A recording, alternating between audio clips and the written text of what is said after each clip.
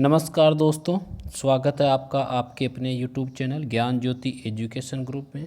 जी दोस्तों, हम पिछली वाली क्लास में बात कर रहे थे वर्ल्ड ज्योग्राफी की, विश्व के भूगोल के बारे में बात कर रहे थे, जिसमें अपने पास एक भू आकृति विज्ञान चल रही थी, जिसके 3 पोर्शन बन पढ़ चुके हैं। चौथा वाला पोर्शन आज स्टार्ट है, ज्वालामुखी। जी दोस्तों, क्लास नंबर 4 अपनी ज्वालामुखी। आज हम ज्वालामुखी के बारे में बात करेंगे।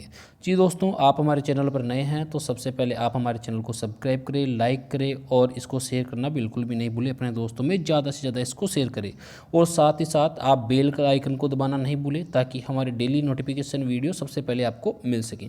चलिए दोस्तों, आज के टॉपिक के ऊपर चलते हैं और आज हम ज्वालामुखी के बारे में बात करते हैं कि ज्वालामुखी क्या होता है, कैसे बनता है, क्यों आता है, कारण क्या क्या है इसके, कितने प्रकार का होता है ये, कौन सा ज्वालामुखी कहाँ पे स्थित है, इन सभी के बारे में बात करते हैं। और मैक्सिमम क्वेश्चन यहाँ से पूछे जाते हैं, मैक्सिमम ज़्यादा से ज़्यादा क्वेश्चन एग्जाम में यहाँ से पूछे जाएंगे। चलिए दोस्तों, स्टार्ट करते हैं। उससे पहले अपन थोड़ी सी बात कर लेते हैं कि ज्वालामुखी कहते किसे हैं। तो दोस्तों, ज्वालामुखी क्या होता है? ज्वालामुखी वह छिद्र या दरार होती है। जी दोस्तों, ज्वालामुखी जो होता है वह छिद्र या दरार होती है जिससे होकर मैग्मा धरातल पर आ जाता है। जी दोस्तों, जिससे धरातल पर होकर मैग्मा कहाँ जाता है? धरातल के ऊपर आ जाता है, ज्वालामुखी कहलाता है। और ये क्रिया क्या होती है? ज्वालामुखी क्रिया कहलाती है। जी दोस्तों, ये कैसे बाहर आता है, क्या होता है, अभी आगे जस्ट पर पढ़ने वाले हैं। अच्छा, ज्वालामुखी आने के मेन रीजन क्या होते हैं? तो मेरे प्यारे दोस्तों, ज्वालामुखी आने के कारण होते हैं, एक तो प्लेट विवर्तनिक थ्योरी या प्लेट विवर्तनिक घटना, प्लेटें आपस में टकराती है, दूर उठती है, उनकी वजह से। दूसरा, भूकंप, अगर भूकंप आता तो भूकंप की वजह से भी ज्वालामुखी आते हैं। और तीसरा, अपने पास में दुर्बलता मंडल का दाब बढ़ जाना, यानी जो दुर्बलता मंडल अपने दूसरे नंबर का जो मंडल है जिसको मैग्मा चेंबर कहते हैं, उसका दाब ज़्यादा हो जाता है, तो उसकी वजह से भी क्या होता है, अपने पास में ज्वालामुखी आता है। तो दोस्तों, आप ये याद रखोगे। अब मैंने अपन ने 3 चीज़ें यहाँ पे याद की। ज्वालामुखी किसे कहते हैं? तो वह छिद्र या दरार जिससे होकर मैग्मा क्या आ जाएगा? धरातल पर आ जाएगा। ज्वालामुखी आने के कारण 3 होते हैं, प्लेट विवर्तनिक घटना, भूकंप और दुर्बलता मंडल में दाब का बढ़ जाना। चलो दोस्तों, आगे बात करते हैं कि ये प्लेट विवर्तनिक घटना होती क्या है, भूकंप कैसे आता है, दुर्बलता मंडल का दाब बढ़ जाता है तो क्या होता है, ज्वालामुखी आता कैसे, उनके बारे में समझ लेते हैं। जी दोस्तों, हमारी पहली घटना थी कि भूकंप आने का मेन कारण था प्लेट विवर्तनिक घटना। तो दोस्तों, हमने बात की थी प्लेट विवर्तनिक घटना कैसी होती है, इसके बारे में थोड़ा सा समझ लेते हैं। सपोज करो कि अपने पास में एक पृथ्वी का ये हिस्सा है और ये इसका भूमि एरिया आ गया, ये पहाड़ वगैरह आ गए और ये इसका जलीय एरिया आ गया। ये लो, मैंने इस तरीके से बना लिया, ये जलीय एरिया। ऊपर वाली जो प्लेट होती इसको हमने नाम दिया था स्थल मंडल, ये लिथोस्फीयर जिसको बोलते हैं। और नीचे वाली होती है दुर्बलता मंडल, जिसको क्या बोलते हैं? स्टेनोस्फीयर अपन बोलते हैं। ये 2 चीज़ हो गई। इन दोनों के बीच के अंदर अपने पास में क्या होता है कि प्लेटें होती थी। बिल्कुल, हमने प्लेट की परिभाषा ये तो पढ़ी थी, स्थल मंडल और दुर्बलता मंडल के बीच की जो परत होती है उसको क्या नाम दे रहे थे अपन? प्लेट नाम दे रहे थे। जी दोस्तों, ये बीच वाली जो हिस्सा है इसी को क्या नाम दे रहे थे अपन? प्लेट ही तो नाम दे रहे थे। अब ये प्लेट विवर्तनिक घटना होती, जिसे प्लेट मान के चलो, सपोज करो कि दूर हट गई। जैसे ही प्लेट दूर हटेगी, कैसे हटेगी प्लेट दूर? यहाँ अंदर मैग्मा है और मैग्मा क्या होगा? ऊपर की ओर गति करेगा। और जब मैग्मा ऊपर की ओर गति करेगा तो मैग्मा के साथ साथ में क्या प्लेट भी गति करेगी। तो यहाँ पे कौन सी धारा बनेगी? संवहन धारा बनेगी। कौन सी धारा बनेगी? संवहन धारा बनेगी। यहाँ पे कौन सी बनेगी? संवहन धारा बनने वाली है। और जैसे ये संवहन धारा यहाँ पे बनती है तो मैग्मा मूव करता है, मैग्मा गति करता है। और मैग्मा जैसे ही गति करता है तो क्या हो जाता है कि जहाँ पे संधि यानी 2 प्लेटें आपस में जुड़ी होती है या जहाँ पे टकराती है, उससे क्या होता है? ज्वाला यानी मैग्मा बाहर आ जाता है, जिससे क्या होती है? ज्वालामुखी घटना होती है। पहला कारण। दूसरा कारण, जैसे मान के चलो दोस्तों, हमने बात की थी कि भूकंप, ये पृथ्वी है और पृथ्वी के अंदर ये इसका सेंटर हो गया, मेन बीच हो गया अपने पास पृथ्वी का, कि ये मेन केंद्र होगा पृथ्वी का अपने पास। और जब भूकंप आएगा तो भूकंप जब आएगा तो यहाँ से भूकंप की तरंगे एल, एस और पी तरंगे क्या इस तरीके से चलेगी? बिल्कुल इस तरीके से चलेगी। जब भूकंप की तरंगे इस तरीके से चलेगी तो अपने पास में जहाँ भूकंप की दरारें पड़ जाती है, जहाँ पे भूकंप की क्या हो जाती है? दरारें। भूकंप की जैसे कंपन होता है पृथ्वी में तो प्लेटों में दरारें पड़ जाती है। तो इन जहाँ पे दरारें पड़ती है उस क्षेत्र से क्या होता है? अपने पास में मैग्मा बाहर आता है। उस क्षेत्र से क्या हो जाता है? मैग्मा बाहर आ जाता है। उस क्षेत्र से क्या आता है अपने पास में बाहर? मैग्मा बाहर आ जाता है। तो मैग्मा बाहर आना क्या कहलाता है? ज्वालामुखी तो कहलाता है। तो भूकंप की वजह से अगर पृथ्वी में दरारें पड़ी तो उसकी वजह से भी क्या होगा? अपने पास में मैग्मा बाहर आ जाएगा, यानी ज्वालामुखी आएगा। फिर मैंने एक बात आपसे ये बोली थी कि दुर्बलता मंडल का दाब बढ़ जाना। कैसे बढ़ेगा दुर्बलता मंडल का दाब, वो चीज़ अपन देखते हैं। जैसे मान के चलो अपने पास में एक पृथ्वी का हिस्सा ले लिया, ये स्थल है अपने पास में, ये पहाड़ी क्षेत्र हो गया, और मैंने यहाँ पे ये ले लिया, और यहाँ पे अपने पास जो वाटर लैंड है यानी जो जलीय क्षेत्र है वो ये हो गया, और मैंने यहाँ पे ये परत बनाई है, और परत में आप जानते हो ऊपर वाली तो अपने पास में लिथोस्फीयर, नीचे वाली स्टेनोस्फीयर, ये अपने ले ली, यानी स्थल मंडल और दुर्बलता मंडल। क्या दुर्बलता मंडल को ही अपने मैग्मा चेंबर नाम दिया था? इसको ही क्या नाम दिया था अपने? मैग्मा चेंबर नाम दिया था हमने। इसको क्या नाम दिया था? मैग्मा, और ये क्या था? चेंबर अपने पास में था। और मैग्मा चेंबर जब इसको नाम दिया था तो इसमें मैग्मा भरा है, बिल्कुल मैग्मा। जब यहाँ पर मैग्मा भरा है तो मैग्मा में क्या होगा अपने पास में, यहाँ पर मैग्मा के अंदर जब ज़्यादा लिक्विड यहाँ पे गर्म हो जाएगा तो यहाँ से दाब बढ़ेगा पृथ्वी के ऊपर। यहाँ पृथ्वी के यानी जो प्लेटें हैं, प्लेट के ऊपर क्या लगेगा? दाब लगेगा। और जब दाब लगेगा, जहाँ से प्लेट क्रैक हो गई या जहाँ से प्लेट थोड़ी सी टूट गई, तो प्लेट के टूटने से क्या होता है? बाहर की ओर ये मैग्मा आता है, और जब बाहर की ओर ये मैग्मा आएगा तो यहाँ पे कौन सी घटना घटित होगी? ज्वालामुखी की घटना घटित होगी। यानी अगर मैग्मा चेंबर यानी दुर्बलता मंडल में दाब बढ़ा तो क्या आएगा अपने पास में? ज्वालामुखी आएगा। तो मेरे दोस्तों, आपको ये बात समझ में आई होगी कि अपने पास में कब कब भूकंप आता है और कैसे होता है। तो चलिए दोस्तों, थोड़ी सी बात कर लेते हैं कि भूकंप तो आया, लेकिन भूकंप आएगा तो क्या क्या कंडीशन होने वाली है, क्या क्या होगा, उस चीज़ के बारे में थोड़ा सा समझ लेते हैं अपने एक डायग्राम के द्वारा। चलिए दोस्तों, मैंने यहाँ पे एक ज्वालामुखी जब निकलता तो उसके लेने की कोशिश की है, किस तरीके से निकलेगा आप थोड़ा सा इसको ध्यान से समझ लें। ठीक है दोस्तों, ये वाला जो चेम्बर है, ये अपने जो ये वाला जो चेम्बर है, इस वाले चेम्बर में क्या भरा है? ये मैग्मा है अपने पास में। क्या है? ये मैग्मा है। और ये मैग्मा जब भरा है तो मैग्मा क्या होता है? ऊपर की तरफ आएगा। बिल्कुल मेरे दोस्तों, ऊपर की तरफ मैग्मा आएगा। ये मान के चलो कि ये क्या आया अपने पास में? मैग्मा आया। जैसे ये मैग्मा आएगा तो मैग्मा आएगा, ये आएगा बड़े विस्फोट के साथ में। किसके साथ में आएगा? बड़े विस्फोट के साथ में आने वाला है। और जब ये मैग्मा विस्फोट के साथ में बाहर आएगा तो क्या होगा कि अपने पास में यहाँ पे 190 डेसिबल की ध्वनि उत्पन्न होती है। 190 डेसिबल की ध्वनि उत्पन्न होती है, और यह ध्वनि इतनी खतरनाक होती है कि अपने कानों द्वारा सुनना पॉसिबल नहीं है। सामान्यतः अपने कान जो होते हैं 60 डेसिबल की ध्वनि को सहन करते हैं, लेकिन ये कितनी होती है? 190 डेसिबल के समथिंग ध्वनि होती है जब मैग्मा बड़े विस्फोट के साथ में बाहर आता है। पहली बात। दूसरी बात, क्या आएगा? मैग्मा आएगा। जी दोस्तों, क्या आएगा? ये मैग्मा आएगा। जब ये मैग्मा बाहर आता है तो मैग्मा आने के साथ में देखो क्या होता है, ये चीज़ देखते हैं। पहली बात, मैग्मा का जो टेम्परेचर होता है वो होता है 1200 डिग्री सेंटीग्रेड। कितना होता है? 1200 डिग्री सेंटीग्रेड होता है। कितना होता है? 1200 डिग्री सेंटीग्रेड का तापमान होता है। दूसरी बात, मैग्मा का रंग कैसा होगा? रक्त तप्त होगा। क्या होगा? रक्त तप्त, यानी बिल्कुल लाल होगा। रक्त तप्त इसका होता है, बिल्कुल रेड हॉट होता है। तीसरी बात, इसकी डेंसिटी क्या होती है? बिल्कुल इसकी डेंसिटी क्या होती है? लो होती है। इसका घनत्व क्या होता है? बिल्कुल कम होता है। और मैग्मा जो आता है वो आता है तरल पदार्थ के रूप में। कैसा आता है? तरल। और बिल्कुल पूरा तरल भी नहीं होता मेरे दोस्तों, ये क्या होता है? अर्ध तरल होता है। कैसा होता है?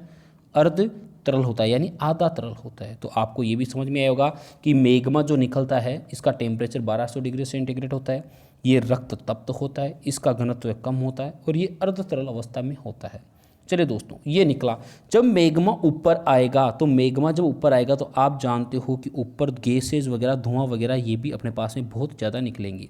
गैस वगैरह, धुआं वगैरह ये भी क्या होगा? अपने पास में बहुत ज़्यादा निकलेंगे। जब गैस वगैरह और ये निकलेगी तो हम ये देख लेते हैं कि गैस वगैरह कितनी क्या निकलेगी, क्या नहीं निकलेगी, इसके बारे में थोड़ा सा देख लेते हैं। देखिए दोस्तों, जब ये गैस वगैरह अपने पास में यहाँ पे निकलेगी, धुआं वगैरह निकलेगा, तो क्या होने वाला है दोस्तों? यहाँ पे जब मैग्मा बाहर आता है, ज्वालामुखी में सबसे ज़्यादा आती वाटर वेपर। क्या आती है? Water vapour. जी दोस्तों, क्या आएगी अपने पास में? वाटर वेपर सबसे ज़्यादा आती है। ये लिख दिया मैंने, ये वाटर और ये वेपर, यानी जल की वाष्प सबसे ज़्यादा आती है। और पूरे ज्वालामुखी में 85% का हिस्सा किसका होता है? वाटर वेपर का होता है। दूसरे नंबर पे H2S गैस बाहर निकलती है। कौन सी निकलती है? H2S गैस बाहर निकलती है। जी दोस्तों, कौन सी निकलेगी? H2S गैस बाहर निकलेगी। और ये H2S गैस क्या होती है? Hydrogen sulphur. और ये क्या होती है, ये विषैली होती है। ये कैसी होती है, ये विषैली होती है, यानी ये पॉइजन होती है। ये कैसी होती है, विषैली गैस अपने पास में। पहला वाटर वेपर निकलेगा, दूसरा हाइड्रोजन, यहाँ पे हाइड्रोजन सल्फाइड निकली, विषैली गैस निकली, साथ में यहाँ पे CO2 और SO2 गैस भी निकलती है। यहाँ पे क्या निकलेगी, CO2 और SO2 गैस भी निकलेगी। जी दोस्तों, क्या निकलेगी, CO2 और SO2 गैस भी निकलने वाली है। यहाँ पे कार्बन डाइऑक्साइड और सल्फर डाइऑक्साइड दोनों गैस भी निकलती है। साथ ही साथ में ये मैग्मा जब बाहर निकलता है, जी दोस्तों क्या होता है कि ये मैग्मा क्या होता है, बाहर निकलता है। तो इस मैग्मा के अंदर देखते हैं कि जब ये मैग्मा बाहर निकलेगा तो मैग्मा में जो ये लावा आएगा, ये लावा क्या होगा, यहाँ पे जो मेटल्स होती है यानी जो धातुएं होती है, क्या होती है, जो धातु होती है, इस धातु का पिघला रूप होता है। धातु का क्या होता है, पिघला रूप होता है। यानी धातुएं जो होती है मेल्ट होके फिर बाहर निकलती है। मेल्ट होके क्या निकलती है, बाहर निकलती है। तो इतनी बात समझ में आई आपके। जी दोस्तों, पहली बात, जो अपने पास में ज्वालामुखी निकलेगा यानी मैग्मा बाहर आएगा, विस्फोट के साथ में आएगा, जहाँ पे अपने पास में क्या होगा कि 190 डेसिबल की ध्वनि उत्पन्न होगी। इसके बाद में क्या होगा कि यहाँ पे मैग्मा का तापमान 1200 डिग्री सेंटीग्रेड होता है। ये रक्त तप होता है, इसकी डेंसिटी कम होती है, ये अर्धतरल अवस्था में होता है। बाद में यहाँ से जो गैस निकलेगी उसमें वाटर वेपर सबसे ज़्यादा निकलेगी, 85% तक वही होती है। H2O गैस निकलती है जो कैसी होती है, विषैली होती है। CO2 निकलती है, SO2 निकलती है। और जो मैग्मा निकलता है, ये मैग्मा किस अवस्था में निकलता है, धातुओं के पिघले रूप के रूप में निकलता है। इतनी बात हमने यहाँ पे पढ़ी। देखिए थोड़ा सा और समझते हैं इसके बारे में क्या होता है। जी दोस्तों, जब ये निकलेगा तो जब मैग्मा निकलता है तो यहाँ से क्या होता है अपने पास में कि मैग्मा में फायर बॉल्स बाहर निकलते हैं। फायर बॉल्स बाहर निकलते हैं। फायर बॉल का मतलब होता है अग्निपिंड। क्या होता है, अग्निपिंड होता है। जी दोस्तों, मैंने कुछ मोटे बनाए हैं और कुछ छोटे बनाने की कोशिश की है। जी दोस्तों, जब अग्निपिंड बाहर निकलते हैं तो जिस अग्निपिंड की मोटाई ज़्यादा होती है यानी जो मोटे होते हैं उसको तो बोलते हैं ज्वालामुखी बम। क्या बोलते हैं उसको, तो उसको तो बोलेंगे ज्वालामुखी बम। ज्वालामुखी और क्या हो जाएगा, बम हो जाएगा। जी, बड़ी साइज को तो क्या बोलेंगे, ज्वालामुखी। और जो छोटी साइज होती है उस छोटी साइज को बोलते हैं लेपिली। क्या बोलते हैं उसको बोलते हैं लेपिली बोलते हैं मेरे दोस्तों। क्या बोलेंगे उसको बोलेंगे लेपिली। जी, अगर ज्वालामुखी साथ में जो अग्निपिंड निकलेंगे उस अग्निपिंड की बड़ी साइज को तो ज्वालामुखी बम बोलेंगे और छोटी साइज को क्या बोलेंगे, लेपिडिटी बोलेंगे। जी दोस्तों, मैंने बोला था जब ज्वालामुखी निकलता है तो गैस के रूप में H2S निकलती है। क्या निकलती है, H2S। S क्या होती है, सल्फर। S क्या होती है, सल्फर होती है। जब इसकी सल्फर की मात्रा ज़्यादा होती है, जब सल्फर की मात्रा क्या होती है, ज़्यादा होती है, तो इसमें वाटर वेपर भी निकल रही है। तो इस सल्फर की मात्रा ज़्यादा होने पर जब ये वाटर वेपर के साथ में मिलकर जाती है और इस वाटर वेपर की वजह से जब आसपास में क्या होता है कि अपने पास में वर्षा होती है। क्या होती है, वर्षा होती है। तो वर्षा कैसी होती है, अम्लीय होती है। कैसी होती है, अम्लीय होती है। वर्षा कैसी होगी, अम्लीय होगी। वर्षा कैसी हो जाएगी अपने पास में, अम्लीय वर्षा हो जाएगी, एसिडिक रेन होगी। यानी कैसी होगी, अम्लीय वर्षा होगी, एसिडिक रेन होगी। आप ये भी ध्यान रखोगे कि जब ज्वालामुखी निकलता है तो उसमें अगर सल्फर की मात्रा ज़्यादा हो तो कैसी वर्षा होगी, अम्लीय वर्षा होती है। तो दोस्तों, हमने यहाँ पे ज्वालामुखी के बारे में जो समझा है उसके बारे में थोड़ा सा देख लेते हैं कि ये क्या क्या पढ़ा है। देखिए दोस्तों, मैग्मा विस्फोट के साथ बाहर आता है और 190 डेसिबल की ध्वनि उत्पन्न होती है। जो मैग्मा निकलता है उस मैग्मा में क्या होता है अपने पास में कि 1200 डिग्री सेंटीग्रेड टेम्परेचर होता है, रक्त तप्त उसका कलर होता है, लो डेंसिटी होती है, अर्धतरल अवस्था में होता है। जो गैसें निकलती है उन गैसों की बात करें, वाटर वेपर होता है। ये वाटर वेपर कितना होता है, ये होता है अपने पास में 85% तक। कितना होता है, ये 85% तक होती है अपने पास वाटर वेपर। और H2S पॉइजन जहरीली गैस होती है। CO2 होता है, SO2 निकलता है, ये अपने पास में निकलती है। चलिए दोस्तों, आगे देखते हैं। धातुओं का पिघला रूप होता है, बिल्कुल धातुओं का पिघला रूप यहाँ से निकलता है। और जब धातुओं का पिघला रूप होता है तो यहाँ पे फायर बॉल्स अग्निपिंड भी निकलेंगे। जिस अग्निपिंड की साइज बड़ी होगी वो तो क्या होगा, ज्वालामुखी बम होगा। और जिसकी साइज छोटी होगी वो क्या होगा, लेपिली होगा। वो क्या होगा, लेपिली होगा। ये चीज़ें अपने को रिमेंबर याद रखना बहुत जरूरी है। चलिए दोस्तों, अब बात करते हैं टाइप्स ऑफ वोल्केनो यानी ज्वालामुखी के प्रकार के बारे में हम बात करते हैं। ज्वालामुखी कितने प्रकार के होते हैं। जी दोस्तों, आपने नाम सुना होगा, एक्टिव वोल्केनो यानी सक्रिय ज्वालामुखी होता है, एक डोरमेंट वोल्केनो यानी प्रसुप्त ज्वालामुखी होता है, एक मर्त या शांत ज्वालामुखी जिसको एक्सटेंडेंट या डेड वोल्केनो अपन बोलते हैं। तीनों के बारे में अपने को पढ़ना है। सबसे पहले बात करते हैं एक्टिव वोल्केनो के बारे में, टाइप ऑफ वोल्केनो में एक्टिव वोल्केनो। जी दोस्तों चलिए देखते हैं। देखो दोस्तों, ज्वालामुखी प्रकार में पहला जो प्रकार है वो है अपने पास में कौन सा, एक्टिव वोल्केनो या सक्रिय ज्वालामुखी। सक्रिय ज्वालामुखी का अंतर क्या था, ऐसा ज्वालामुखी जिसमें निरंतर मैग्मा बाहर आता हो, यानी ज्वालामुखी का उद्गार क्या होता हो, निरंतर होता हो, उसको क्या बोलेंगे अपन, एक्टिव वोल्केनो बोलेंगे। आपको परिभाषा याद रखनी नहीं है, केवल समझना है एक्टिव का मतलब हमेशा क्या होना चाहिए, मैग्मा बाहर निकलता रहना चाहिए। देखते हैं, बात करते हैं कौन कौन से होते हैं। जी दोस्तों, बात करता हूँ मैं कलायु, मोना लोहा, बेरनद्वीप, एब्रूस, Cotopaxi, Stromboli, Ojos del Salado. ये सारे के सारे कैसे हैं, ये सारे के सारे जो अपने पास में हैं सक्रिय ज्वालामुखी है, यानी एक्टिव ज्वालामुखी है। तो दोस्तों बात करते हैं कौन सा कहाँ पर पाया जाता है। अगर मैं बात करता हूँ यहाँ पे कलायु और मोनालोआ, कलायु और मोनोलोआ, ये पड़ता है अपने पास में यूएसए में। कहाँ पे पड़ेगा ये, यूएसए में। कहाँ पड़ेगा ये, यूएसए में पड़ता है। अच्छा यूएसए में तो पड़ता है, लेकिन कहाँ पड़ेगा, होनोलुलु और जो हवाई द्वीप है उनके पास में ये पड़ते हैं दोनों, कलायु और मोनोलोआ। दूसरा है अपने पास में यहाँ पे बेरनद्वीप। बेरनद्वीप का आप अच्छी तरीके से जानते हैं, बेरनद्वीप एकमात्र इंडिया का, भारत का, किसका, भारत का सक्रिय ज्वालामुखी है। किसका है, भारत का सक्रिय ज्वालामुखी है, जो क्या पड़ता है, अंडमान निकोबार समूह में मध्य अंडमान में पूर्व की ओर में पड़ता है। कहाँ पड़ता है, मध्य अंडमान में पूर्व की ओर पड़ता है, अंडमान निकोबार द्वीप समूह के अंदर। फिर बात करते हैं अपन यहाँ पर होगा फिर अपने पास में, सपोज करो कि एब्रूस। एब्रूस की यदि बात करते हैं तो ये पड़ता है अपने में अंटार्कटिका में। कहाँ पड़ता है ये पड़ेगा अपने पास में अंटार्कटिका में पड़ता है। कहाँ पड़ता है ये, अंटार्कटिका में पड़ेगा। ये कहाँ पे पड़ेगा, ये अंटार्कटिका में पड़ेगा। जी दोस्तों, आपको पूछे एब्रूस सक्रिय ज्वालामुखी कहाँ पे, तो अंटार्कटिका के अंदर ये है। फिर बात करते हैं कोटोपैक्सी। कोटोपैक्सी पड़ता है इक्वाडोर में। कहाँ पे पड़ता है ये, इक्वाडोर में पड़ता है। ये कहाँ पे पड़ता है, इक्वाडोर में पड़ेगा। ये मैं लिख देता हूँ इक्वा, और ये लिख दिया डोर। अच्छा आप बोलोगे इक्वाडोर कहाँ पड़ता है, जी दोस्तों ये साउथ अमेरिका में पड़ेगा। ये कहाँ पे पड़ेगा, साउथ अमेरिका में पड़ता है इक्वाडोर। जी कोटोपैक्सी कहाँ पाया जाएगा, अपने पास में इक्वाडोर में पाया जाएगा, साउथ अमेरिका में पाया जाएगा। फिर है अपने पास में स्ट्रोम्बोली। जी दोस्तों स्ट्रोम्बोली कहाँ है, ये लिपारी द्वीप में पड़ता है। कहाँ पे पड़ता है, लिपारी द्वीप में पड़ता है। जी मैं यहाँ पे कलर चेंज कर लेता हूँ। ये कहाँ पे पड़ेगा अपने पास में, ये पड़ेगा अपने पास में लिपारी द्वीप में। स्ट्रोम्बोली कहाँ पड़ेगा, लिपारी द्वीप में। लिख देता हूँ यहाँ पे, ये लिपारी, और ये क्या हो जाएगा, द्वीप, लिपारी द्वीप। अच्छा ये लिपारी द्वीप कहाँ पड़ता है दोस्तों, ये इटली में पड़ता है। कहाँ पड़ता है, ये इटली में पड़ेगा। लिपारी द्वीप कहाँ पर पड़ता है, इटली में पड़ता है। अच्छा एक है ओजोस डेल सेलेडो, ये है अपने पास में अर्जेंटीना में। कहाँ पे पड़ता है ये, अर्जेंटीना में ये पड़ेगा। मैं यहाँ पे लिख देता हूँ, ये कहाँ पड़ेगा, अर्जेंटीना।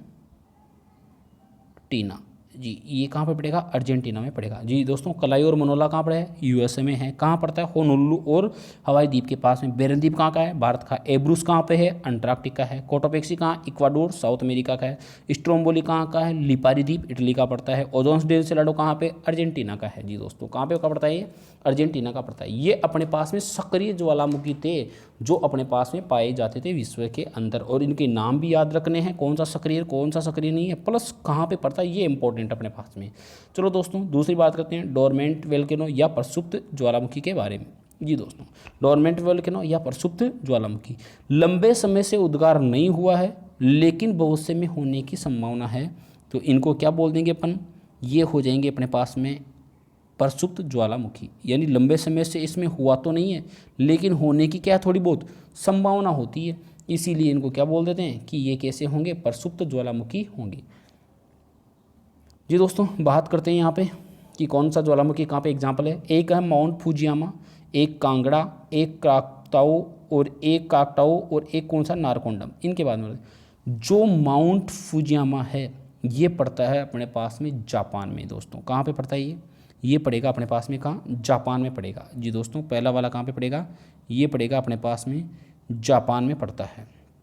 दूसरा है कांगड़ा, ये पड़ता है अपने पास में हिमाचल प्रदेश में। कहाँ पे पड़ता है, हिमाचल प्रदेश में। और आप सभी जानते हैं हिमाचल प्रदेश कहाँ पे है, इंडिया में है, यानी ये बात है कहाँ की, भारत की। और मेरे दोस्तों ये दोनों ज्वालामुखी ऐसे हैं जिनकी पूजा की जाती है, जिनकी क्या की जाती है, पूजा की जाती है। बहुत अच्छा क्वेश्चन है। कौन सा ऐसा ज्वालामुखी जिसकी पूजा की जाती है, तो कौन सा होगा, माउंट फुजियामा और कांगड़ा। दोनों कहाँ पे हैं, ये एक तो पड़ता है जापान में माउंट फुजियामा, और कांगड़ा कहाँ पे पड़ता है, हिमाचल प्रदेश अपने पास भारत में पड़ता है। ये है कैसा, प्रक्षुब्ध ज्वालामुखी जिनकी क्या की जाती है, पूजा की। अगला है अपने पास अगला है क्राकटाओ, और ये कहाँ पे पड़ता है, इंडोनेशिया में पड़ता है। कहाँ पे पड़ता है, ये इंडोनेशिया में पड़ता है। ये कहाँ पड़ेगा, इंडोनेशिया में पड़ेगा। ये लो दोस्तों, ये कहाँ पड़ेगा, इंडोनेशिया में पड़ेगा। तो याद रखोगे माउंट फुजियामा और कांगड़ा कहाँ पड़ता है, ये जापान और हिमाचल प्रदेश इंडिया में पड़ता है, और इन दोनों की क्या पूजा की जाती है। क्राकटाओ कहाँ पे है, ये अपने पास में इंडोनेशिया में पड़ता है। ये कैसे थे अपने पास में, ये थे प्रक्षुब्ध ज्वालामुखी। चलिए दोस्तों आगे बात करते हैं तीसरे प्रकार का अपने पास मर्त या शांत ज्वालामुखी, या एक्सटेंट या डेड वोल्केनो किसे बोलेंगे। देखिए एक्सटेंट वोल्केनो या मर्त या शांत ज्वालामुखी बोल, ये कैसे होते हैं इनके बारे में थोड़ा सा समझते हैं। देखिए दोस्तों, ये ज्वालामुखी क्या होते हैं कि हजारों वर्षों से इसका उद्गार भी नहीं हुआ है और होने की संभावना भी नहीं है। तो ऐसी कंडीशन में यानी यहाँ से मैग्मा बाहर निकलेगा नहीं बिल्कुल भी। तो ये कैसे हो जाएंगे अपने पास, शांत या मर्त ज्वालामुखी हो जाएंगे। इनकी बात करते हैं, 3 उदाहरण होते हैं, किलिमंजारो, एकांगुआ और पोपा। तीनों बहुत प्रसिद्ध है। किलिमंजारो आप सभी जानते हैं, किलिमंजारो पड़ता है अफ्रीका के अंदर। कैसा पड़ता है, अफ्रीका के अंदर पड़ेगा ये। किलिमंजारो कहाँ पड़ेगा, अफ्रीका में पड़ेगा दोस्तों। ये कहाँ पड़ेगा, ये पड़ेगा अफ्रीका के अंदर। और अपने पास में एकांगुआ है, एकांगुआ पड़ता है अर्जेंटीना में। ये कहाँ पड़ेगा, अर्जेंटीना में पड़ता है। ये अर्जेंटीना लिख दिया मैंने यहाँ पे। और अपने पास में पोपा जो कहाँ पड़ता है, वो पड़ता है म्यांमार में। कहाँ पड़ता है, म्यांमार में। ये लो दोस्तों, ये कहाँ पड़ेगा, म्यांमार, म्यांमार के अंदर पड़ता है। पोपा कहाँ पड़ेगा, म्यांमार में पड़ेगा जी। किलिमंजारो अफ्रीका के अंदर, एकांगुआ अर्जेंटीना के अंदर, म्यांमार के अंदर कौन सा पड़ता है, पोपा पड़ता है अपने पास में। ये थे अपने पास में कौन से, मर्त या शांत ज्वालामुखी। दोस्तों यहाँ से प्रश्न कैसे बनेंगे, आपको कौन सी चीज़ याद रखनी है, उनको थोड़ा सा आप विशेषकर ध्यान से पढ़ें और उनको याद जरूर करें। चलिए दोस्तों, कौन कौन चीज़ आपको याद करनी है। बात होती है विश्व की सर्वाधिक ज्वालामुखी अग्निवलय में पाए जाते हैं। कहाँ पाए जाते हैं, अग्निवलय में होते हैं। ये अग्निवलय क्या है जी दोस्तों, अग्निवलय क्या है कि प्रशांत महासागर में पाई जाती है, और यहाँ पर 5 प्लेटें आपस में मिलती है तो यहाँ पे अग्निवलय बनती है। और पूरे अपने पास में जितने भी मान के चलो कि अपने पास में ज्वालामुखी होते हैं, उन ज्वालामुखी का लगभग 63% यानी 63%, 63% 63% ज्वालामुखी, सक्रिय ज्वालामुखी यहीं पे पाए जाते हैं। एक्टिव वोल्केनो यानी जो भी होती है 63% जो भी है भूकंप सारे यहीं पे आते हैं।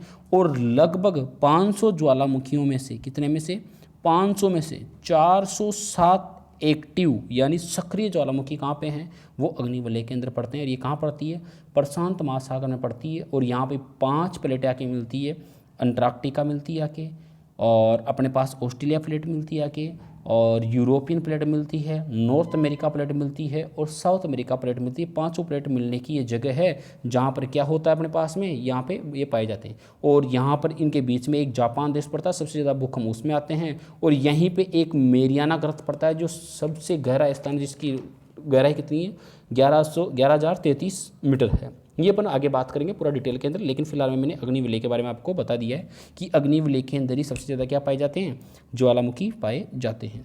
फिर बढ़ते हैं, विश्व का सबसे सक्रिय ज्वालामुखी कौन सा होता है, तो मेरे दोस्तों कलायु होता है। कौन सा होता है, कलायु। कलायु कहाँ पे पड़ता है, अभी बात की थी हमने, कहाँ पड़ता है, यूएसए में पड़ता है। कहाँ पे पड़ता है ये, यूएसए में पड़ता है। कहाँ पड़ेगा ये पड़ेगा यूएसए के अंदर, अमेरिका के अंदर, यूएसए अमेरिका में पड़ेगा। ये सबसे बड़ा ज्वालामुखी क्षेत्रफल के हिसाब से मोना लोआ, ये भी कहाँ पे है, यूएसए में। दोनों यूएसए में है। कहाँ पड़ता है, हवाई या होनोलुलु जो अपने पास आइस द्वीप है यानी आइसलैंड है, द्वीप समूह है, उनके पास में पड़ेगा। सबसे ऊंचा ओजोस डेल सेलाडो, कौन सा होता है, ओजोस डेल सेलाडो। सबसे ऊंचा कौन सा होता है, ओजोस डेल सेलाडो। और ओजोस डेल सेलाडो कहाँ पे है, आपको भी बताया था, अर्जेंटीना के अंदर। कहाँ पे है, अर्जेंटीना। भारत का सक्रिय ज्वालामुखी कौन सा होता है, बेरल होता है। कौन सा, बेरन द्वीप, जो कहाँ पे पड़ता है, मध्य अंडमान में पड़ता है, पूर्व की ओर, जो अंडमान निकोबार द्वीप समूह में पड़ता है। विश्व का सबसे ऊंचा सक्रिय ज्वालामुखी कौन सा, कोटोपेक्सी। कोटोपेक्सी कहाँ पे पड़ता है, अभी बात की थी, इक्वाडोर में। इक्वाडोर कहाँ पड़ता है, ये पड़ता है साउथ अमेरिका के अंदर। ये साउथ अमेरिका में, दक्षिण अमेरिका के अंदर पड़ता है। तो दोस्तों उम्मीद है कि हमने जो ज्वालामुखी टॉपिक किया है ये आपके समझ में आया होगा। तो प्लीज़ दोस्तों आपसे रिक्वेस्ट है कि आप जल्दी से जल्दी इस वीडियो को शेयर करें, लाइक करें, सब्सक्राइब करें, अपने दोस्तों में पहुंचाएं ताकि ज़्यादा से ज़्यादा इसका फ़ायदा ले सकें। और ये एक ऐसा टॉपिक है जिससे मैक्सिमम संभावना ये होती है कि कोई क्वेश्चन एग्जाम में पूछे। तो चलो दोस्तों, थैंक यू, बहुत बहुत धन्यवाद आपको वीडियो देखने के लिए। और प्लीज़ एक बार और रिक्वेस्ट है कि आप इसको शेयर ज़रूर करें।